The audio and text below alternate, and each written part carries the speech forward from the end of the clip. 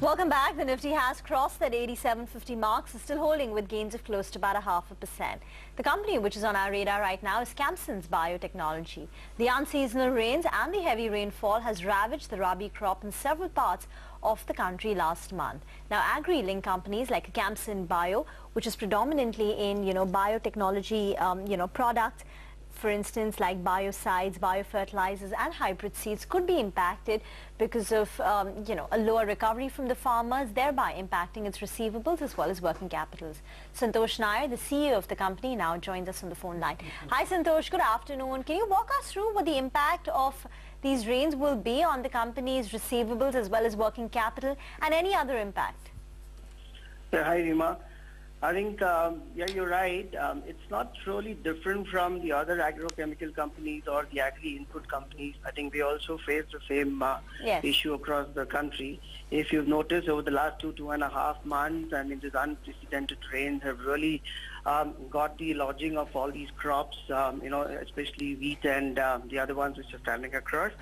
I mean, what happens typically here is, all of those farmers who actually wait for this harvest to happen and then go into selling and getting the monies back, the whole cycle tends to go through a delayed phase, and hence the forthcoming receivables for companies like us also faces a delay as far as this is concerned. So the whole cycle goes through a delay of over 30 to 60 days beyond this, and hence the receivables and working capitals tends to get a little stressed as far as the company is concerned.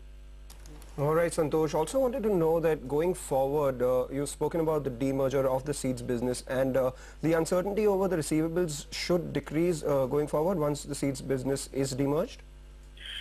See, the whole issue and the whole idea behind demerging the seeds business is because seeds typically is a drag because of the higher receivable cycles on the seeds business, predominantly more because of the business per se. But buy-side business is much more lucrative in terms of the receivable cycle intact and in time. So, it was getting literally clouded with the seeds thing there, and hence we thought it's more prudent, and in terms of, giving a larger visibility for the technology that we have in the buy-side business, to keep it as two separate companies and then run it differently.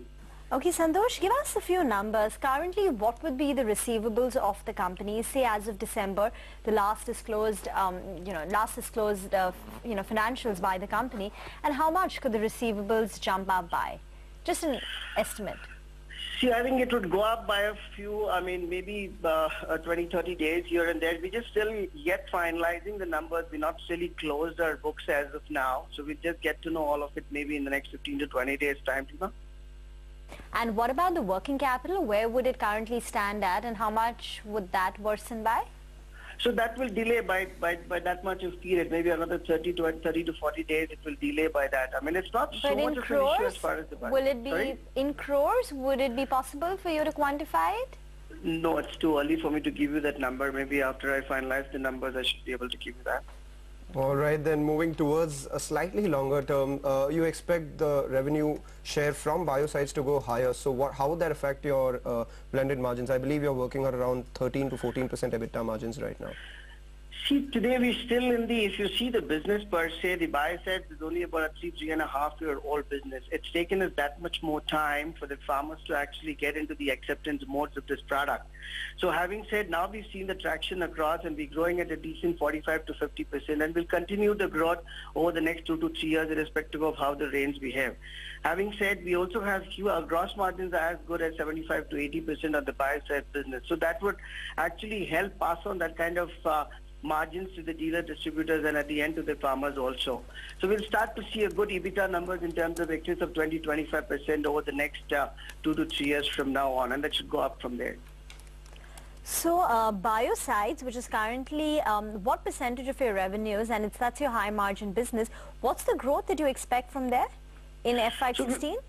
So we're expecting a growth in excess of 45 to 50%, Rima, at for least biocides. for the next 3 years. Yeah, biocides. Okay, and that will help propel your margins from the current roughly 14% to 20 to 25% in 2 years. Absolutely, on my EBITDA, yeah.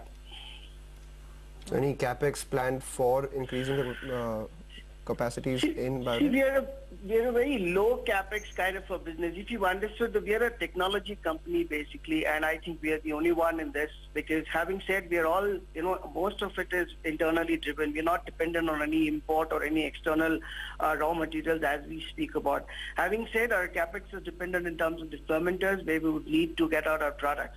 So we would be getting into a small capex requirement over the next 2 to 3 months, close to about $4 million that we would spend in terms of capacity, which would take care of my 3.5 year growth from now.